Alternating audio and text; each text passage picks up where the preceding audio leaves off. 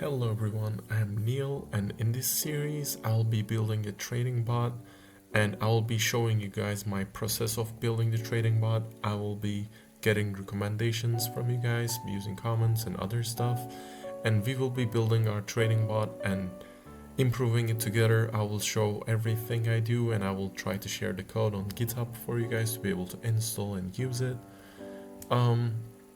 So first of all, I will be starting by getting our SP500 stocks to get our data set, to get our data, and then start our trading bot. But like I said, first we will need the tickers from our S&P 500, since that's one of the easiest way to use and get the tickers information. So let's get started. As you guys can see here, we were able to get 501 tickers using our code here. I'll be sharing this code and you will be able to use this. We just used our Wikipedia page of the list of S&P 500. This is an updated list, and using the beautiful soup, we were able to parse this information and get the tickers information.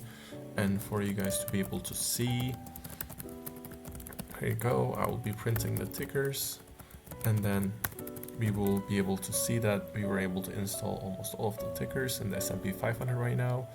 And using this, we will be able to start our trading bot, and the first step will be downloading our information and getting all of the data for our tickers.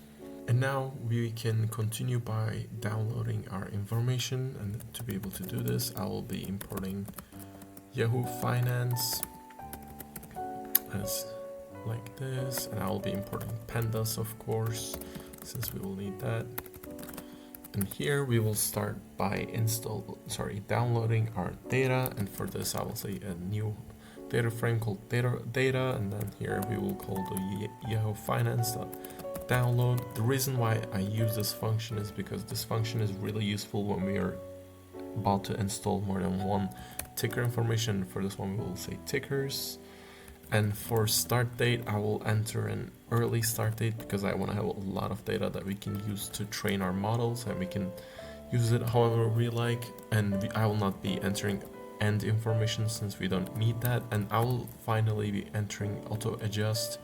This is also very important since we will be able to the data will be adjusted accordingly for the stock splits and similar situations, and it will not cause any issues with our data.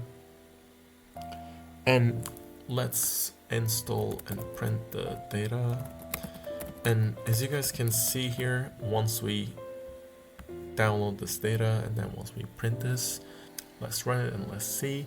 As you guys can see, we're downloading all of the tickers information in one go without using a loop, and this is a lot more efficient for us to be able to download all of the data without hitting the ticker limit or rate limit. But the problem with this is that once we get our data, I will show, as you can see here, we have two different levels, so we will need to fix this or else it will cause us problems. New function in pandas called stack, and here we will have the stack data, and we will get the data frame, and then we will call our stack function. And then for this one we will say level 1, and this will stack. And then once we have this, we will have a new column for ticker. Let's print and see stacked data, the head, and I'm using the head function here to not print every information. And as you can see here, we have our ticker, date, close, high, low, open, and volume. However, here we have our date and ticker information as columns, so we will like to fix that. And let's start a new code here. And here what we're gonna do is we will call our stack data, and we will reset our indexes. Let's call this raw data, and we will rename our information for our stack data. And for the renaming, we will rename the columns. For the level 1, we will be naming it ticker. And let's run our code and print it.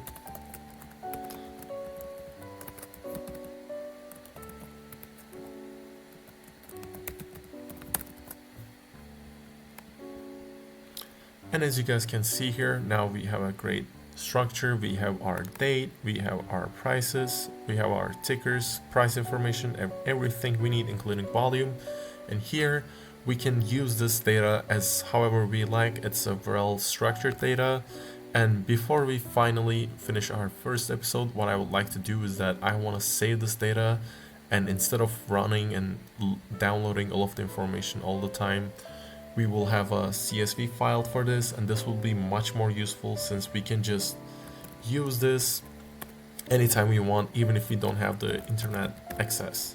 And for this one, I will call raw data.toCSV. This is our function, and we will call this S&P500 data.csv, of course. And for here, we will call, since we have index, we don't want to save our index information, we'll call false. And then once we run this, let's see. And as you guys can see, after running our function called toCSV, we have our data here. We have every data we need, and we can use this in the future. And finally, since we saved this information, we will also need a function to load this. And for this one, I will actually define a function called load data. And the reason for that is because, and we can actually call pathway for here. And for default, we can say S&P 500, since I don't think we will need anything else, but this is just to show you guys how it works. We will have a function to load, and we will need this function since we might need to load the data multiple times, and I don't want to run this specific part every time, so I will call read CSV. And then here we will have our pathway information, and then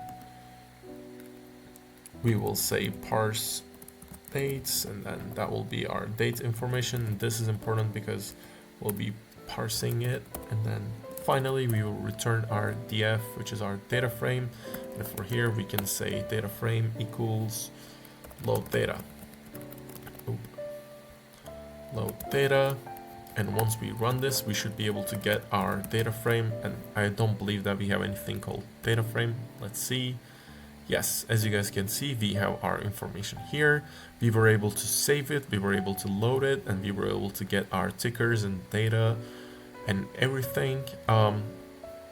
If you guys want me to share the code, I will share the code. Just let me know, and please don't forget to comment your ideas on what to implement next. At first, I will go do some of the basic steps like creating the features and other similar stuff, but later on, when I'm stuck, I will need your guys' help, and I will get suggestions and improve our content. Thank you guys for watching the video, and don't forget to subscribe and like the video and comment your ideas. If you'd like to watch me build a better model, please continue watching and supporting me. I will be improving it over the time, and I hope we will have a great time. Thank you guys for watching, and have a good day.